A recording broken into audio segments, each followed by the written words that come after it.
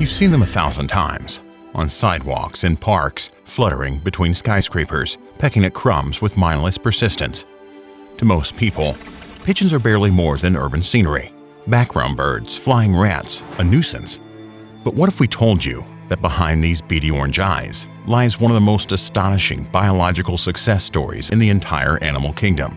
Because the pigeon, Columbia livia, the rock dove, is not ordinary. It is a flying contradiction, familiar yet alien, common yet exceptional. It can find its way home from 1,000 kilometers away. It recognizes itself in mirrors, distinguishes human faces, and understands abstract concepts like space and time. Some can even read, or at least distinguish English words from gibberish. We're not talking about parrots or crows. We're talking about a bird you've probably stepped over on your way to the grocery store. So how did a humble cliff-dwelling bird evolve into a GPS-guided, shape-recognizing, data-processing survival machine? Why did ancient armies, royal courts, and 20th century spy networks all depend on this unassuming species?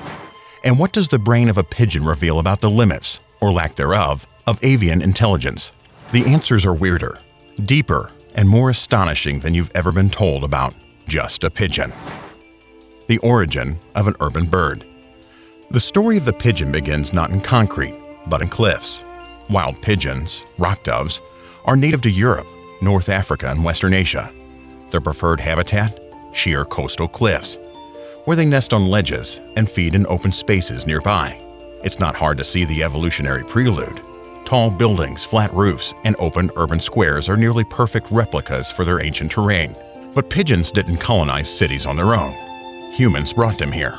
At least 5,000 years ago, humans began domesticating rock doves, selecting for traits like homing ability, meat quality, tameness, and appearance. In ancient Mesopotamia, Egypt, Rome, and Persia, pigeons became messengers, symbols, and livestock. They were bred not just for utility, but for flight performance, beauty, and behavior, resulting in 300 domestic breeds, each genetically distinct, yet all still Columbia livia. Eventually, some escaped. Others were abandoned. The result was a global spread of feral populations. Domestic escapees, now wild again, interbreeding freely across continents, thriving in nearly every major city on Earth. They didn't just survive the Anthropocene, they conquered it. Today, the pigeon is one of the most widespread vertebrates on the planet, and it did it without talons or toxins or speed. It did it with a brain built for navigation. The impossible mind of a flying compass. If pigeons had evolved among machines, they would be called drones. But pigeons don't use satellites, they use something far more ancient and far more stranger. Homing pigeons can be released hundreds of kilometers from their loft and still find their way back with nearly perfect accuracy. The question isn't just how, but how many ways they do it. Pigeons navigate using a multi-layered toolkit that would make a spacecraft jealous. First, there's the sun compass. They collaborate position and direction based on the angle of the sun, adjusting throughout the day with their internal circadian clock. Then, there's magnoreception. Pigeons can detect Earth's magnetic field using iron-rich cells in their upper beaks and possibly even specialized brain neurons. They also rely on low-frequency infrasound, seismic-like vibrations that travel through the ground, the olfactory cues from airborne molecules, giving them a scent-based geography. And finally, visual landmarks. Pigeons memorize roads, rivers, and terrain features from the air, using them like aerial road maps. In one study, pigeons consistently followed highways, even making 90-degree turns at off-ramps, despite having no cars to follow. No single system is perfect, but together they form a redundant, fault-tolerant navigational suite unmatched like any other bird. We gave them mailbags, they gave us an airborne miracle. A brain built for pattern and precision. The pigeon brain weighs just 2.5 grams, about the size of a peanut. But what it lacks in mass, it makes up in efficiency. The pigeon's brain is dominated by a structure called hyperpilium, involved in visual processing and learning. And while birds don't have a neural cortex like mammals, they evolved an analogous structure that supports advanced cognition. In fact, neuron density in parts of the pigeon brain exceeds that of primates. And this matters, because pigeons aren't just good at navigation, they're good at recognition. In controlled studies, pigeons have learned to distinguish between paintings by Picasso and Monet. They've been trained to identify human emotions from facial expressions, sort photos by category, and even perform basic numerical tasks. In a 2016 study, pigeons were shown English words mixed with nonsense combinations of letters. After sufficient training, they were able to reliably identify real words, even those they had never seen before, suggesting some grasp of orthographic processing, the foundation of reading. This doesn't mean pigeons can read books, but it does mean they can identify patterns, rules, and expectations at levels once thought impossible for birds, especially birds considered lowly. And in one of the most startling experiments of all, pigeons were taught to diagnose cancer. That's not a metaphor. Trained pigeons were shown histological slides of tissue samples, some cancerous, others not. Their performance in distinguishing them reached over 85% accuracy, comparable to trained pathologists. It's not magic, it's not instinct. It's a visual cortex so sharp it can outmatch human professionals. Supervision, parenting, and milk. Yes, pigeons produce milk, not from mammary glands, of course, but from specialized cells lining the crop, a part of the digestive tract. Both male and female pigeons produce this protein, a fat-rich secretion called crop milk, to feed their chicks, called squabs, for the first few days of their life. The crop lining thickens, then slugs off the nutrient-dense cells, which is regurgitated into the chick's throat. The milk contains growth factors, antibodies, and enzymes, making it not only nourishing, but immunologically active. It's one of the only known examples of a vertebrate producing milk without breasts, the others being flamingos and emperor penguins. And pigeons don't just feed their young, they raise them cooperatively. Both parents build the nest, incubate the eggs, and share feeding duties. Eggs are laid in pairs. Squabs are fed with incredible precision and care, growing rapidly under consistent parental attention. It's the kind of biparental investment more often seen in primates and seabirds than a simple city bird. And it's revealing something deeper, that the biology of the pigeon is not lazy, careless, or messy. It is careful, strategic, and full of quiet complexity. War heroes and message barriers. If the pigeon had never existed, world history might look different. During World War I and World War II, homing pigeons were used by military forces across Europe and Asia to carry messages across enemy lines when radios failed or were intercepted. These birds flew through gunfire, storms, and smoke, sometimes wounded, sometimes blind, and still delivered critical intelligence that saved lives and turned the tide of battles. One pigeon, named Cher Ami, delivered a message that saved the lives of nearly 200 American soldiers trapped behind enemy lines in 1918.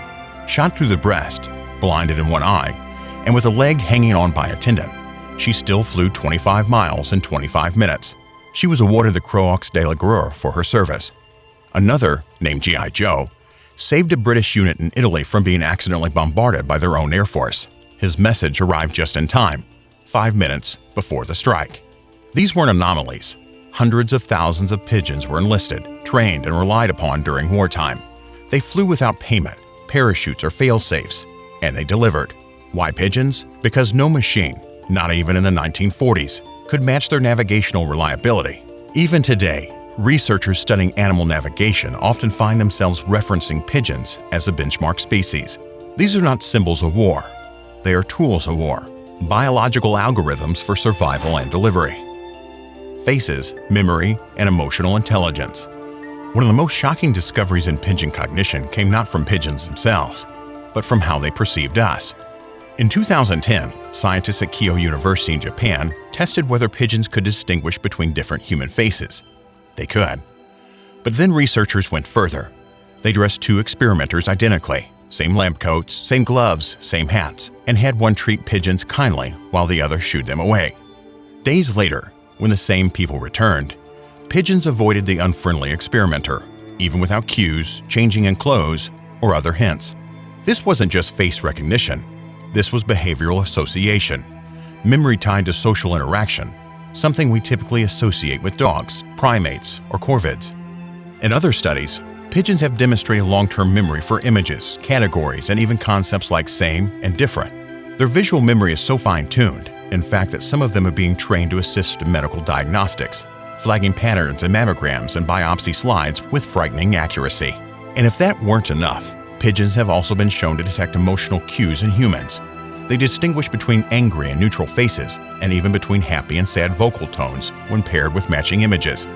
This bird doesn't just see, it remembers, it categorizes, it responds, and all from a brain the size of your thumbnail. Feathers that master the wind.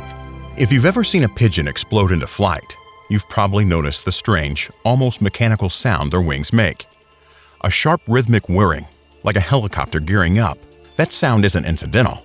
It's communication. Male pigeons have specialized feathers on their wings that emit sound during flight, particularly during courtship displays and predator evasion.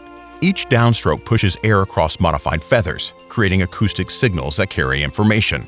In essence, pigeons use their bodies as instruments, conveying presence, urgency, or dominance without a single chirp. There's their aerodynamics. A pigeon can reach speeds of over 90 kilometers per hour in level flight. Their wings beat 3 to 10 times per second. Their respiratory system delivers oxygen with incredible efficiency, cycling air through a series of air sacs that keep their blood rich in oxygen even during strenuous flight. Unlike mammals, birds don't breathe in and out. They move air in one continuous direction, giving them unmatched endurance. Combine this with a hollow skeleton, a center of mass engineered for balance, and a tail that acts as both rudder and brake, and you're flying a machine so advanced, it's inspired aerospace designs. Evolution didn't build a clumsy bird. It built a fighter jet that eats breadcrumbs. The price of proximity. Built for all their intelligence, pigeons live in a paradox. Their success has made them invisible. In urban centers, they are dismissed as pests. Cities spike ledges and poison feed to reduce the numbers. People kick at them, curse them, ignore them. Their intelligence is unrecognized, their biology misunderstood, and their behavior, cooing, nesting, fluttering, seen as little more than background noise. We built a world that mimicked their ancient cliffs and then pushed them for following us into it. But maybe that's the point. Pigeons didn't choose us. We bred them, we relied on them, we shaped them into survivors and then forgot what they were. Now, they live in spaces between our attention, watching, learning, navigating, thriving. The bird that refuses to be ignored. In the end, the pigeon isn't just a bird. It's a testament to what life has become when intelligence hides in plain sight, when perception is misunderstood, when adaptability outperforms raw strength. It is the underdog of evolution, outflying predators, outthinking obstacles, and outlasting every attempt to erase it. The pigeon teaches us that brilliance isn't always flashy, that genius can wear feathers, that even a creature we've learned to despise may hold a mirror to its own evolutionary story. Because the next time you see one pecking at the pavement, remember, that's not just a bird. That's a time traveler, a courier, a parent, a mathematician, a survivor. That's Columbia Livia. And it might just be watching you. And that was the biology in the anatomy of the pigeons.